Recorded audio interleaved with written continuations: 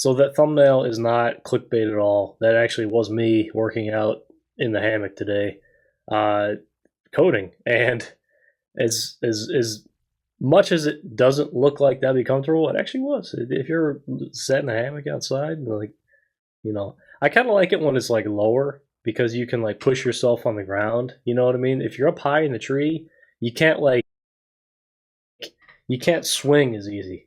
So I don't know, but the temperature is like dropped like a little bit. It wasn't like insanely hot today. It was a little cooler. So, but yeah, I'm going to talk about just some advantages of working remotely and why it just is better for you. It really is. If you're in your mid 20s, mid to late 20s, like me, I'm 27. You really need to seriously consider a remote job. A couple reasons. We see so many of these really cool YouTube channels of people like traveling in their van, like going to all these remote destinations, uh, and living in a van, and they go to like national parks up to like Alaska. Really cool channels. I watch those like all the time. And the only way that would be possible, at least for a lot of us, is to still be working while you're doing that. But if you work remotely, you can do that. If you work remotely, you can go anywhere. You're not tethered to an office building. And that's really the big thing. For me, my laptop's right there, but that's the only thing that I need to make a living, right? The displays, that's all accessories, right? That just makes it easier to do things, right? If you ever like so it's like one of like the widescreen ones.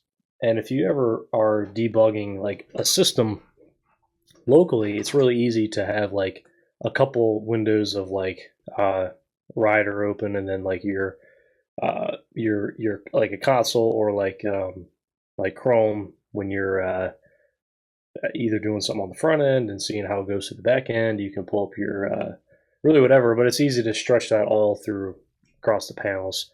But the displays, if you got rid of all the displays, all the lights, the stand-up desk, everything, it would still just be me, and still just be me working on my laptop.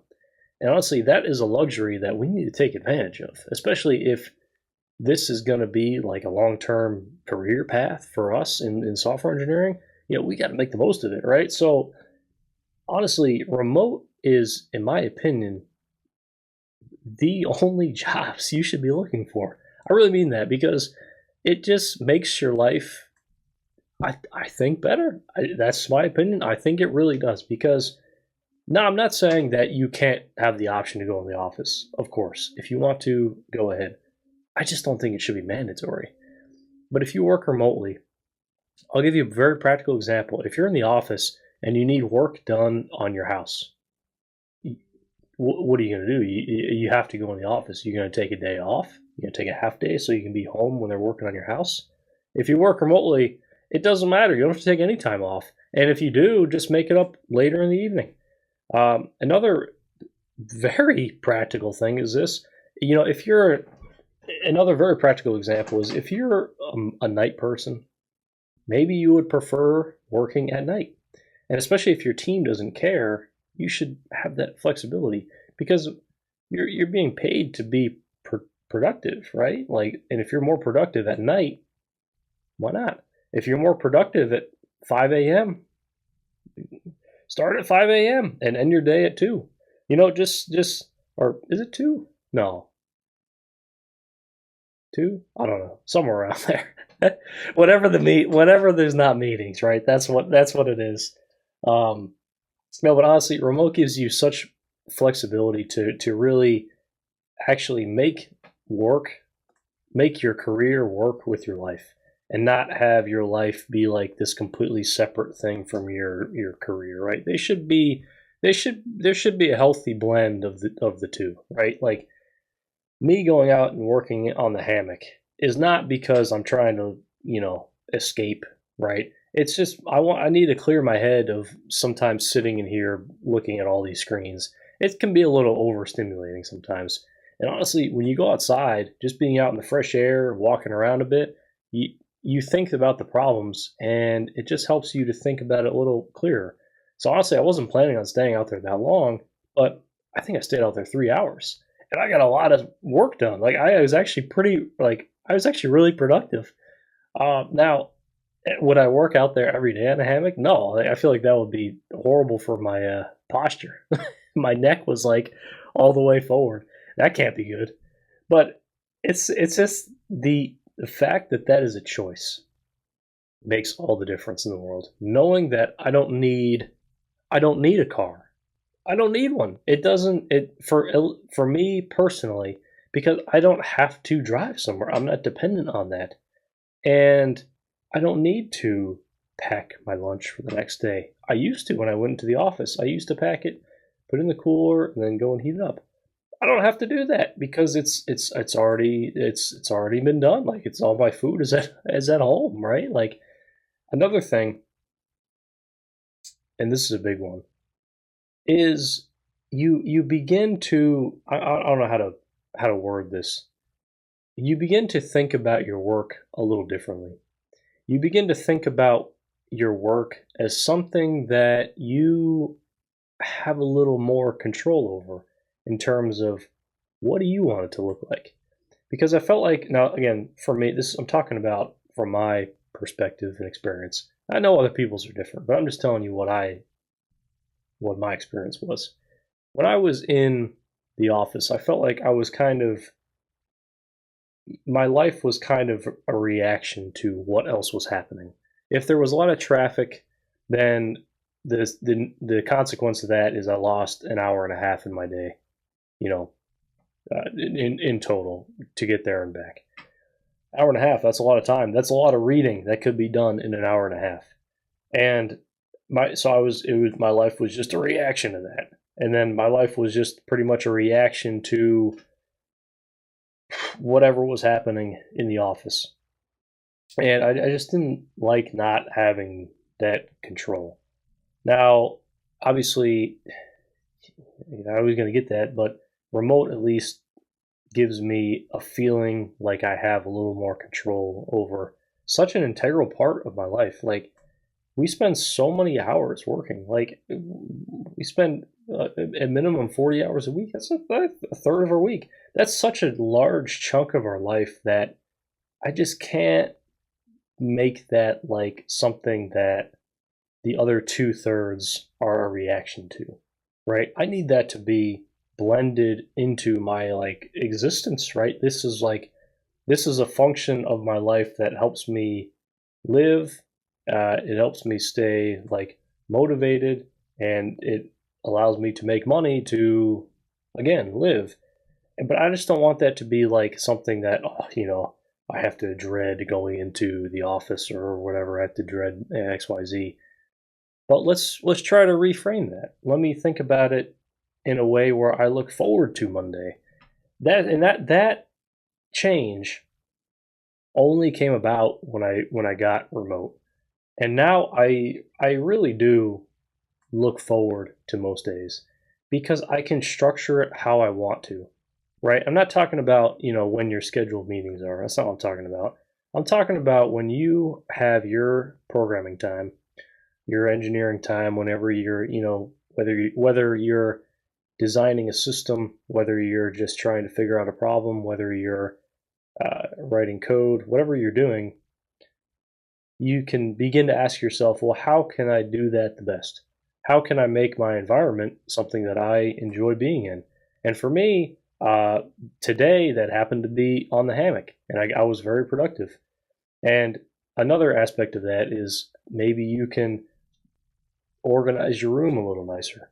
And I'm trying to, well, I say that I'm trying to do that now in this my office now. I'm trying to go for like a dark academia aesthetic. If you've ever seen that, so like I have like a real dark green, black ceiling tiles. I'll do an office tour at some point once I actually finish. But we know. I feel like we all know how home projects go. Did they ever get done? I don't know. This is our first home, so I feel like it's kind of been like one project after another.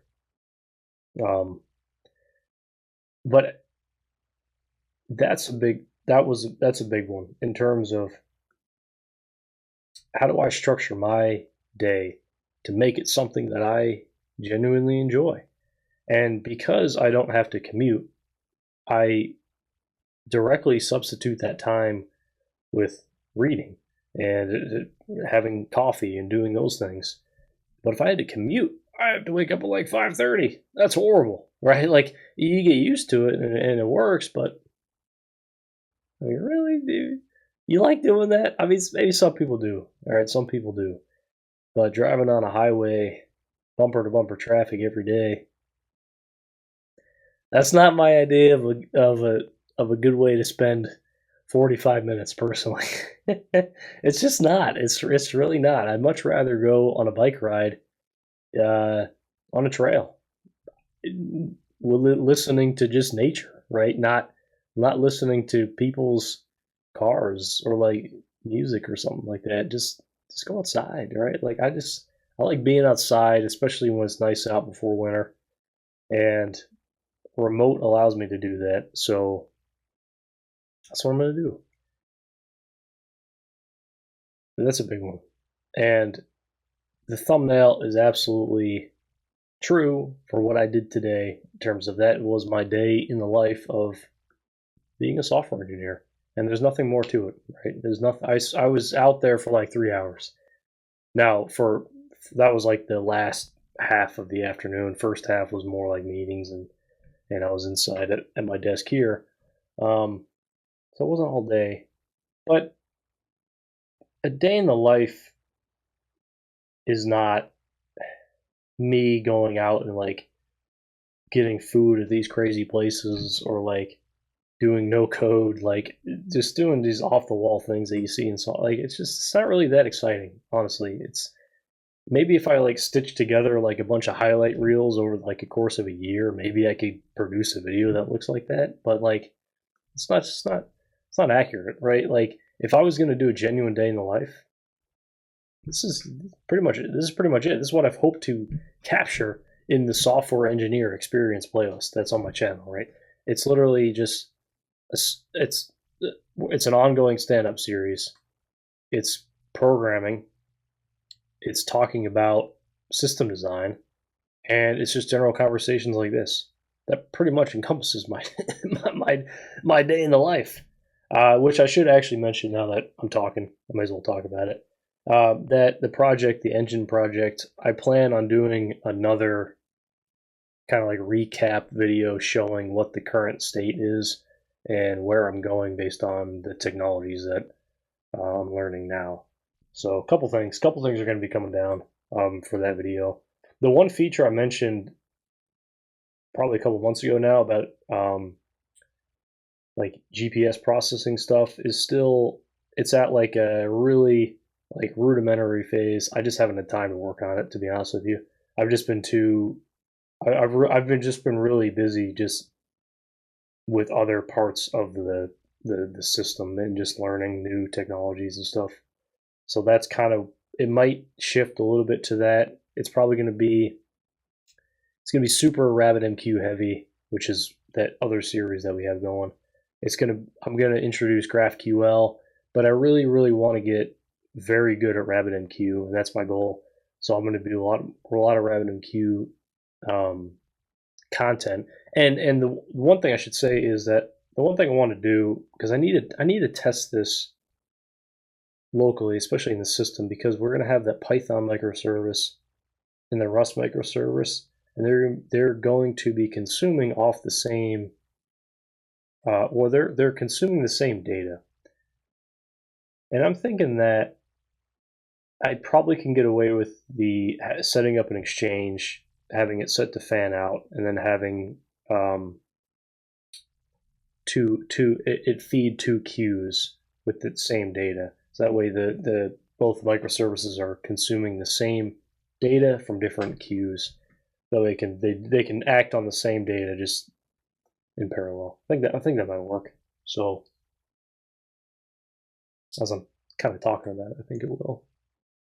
So ton more content on that coming up. I just have to get back to a plan and a structure, just and other stuff going on. So but yeah, that's it today. So I'll see you in the next one.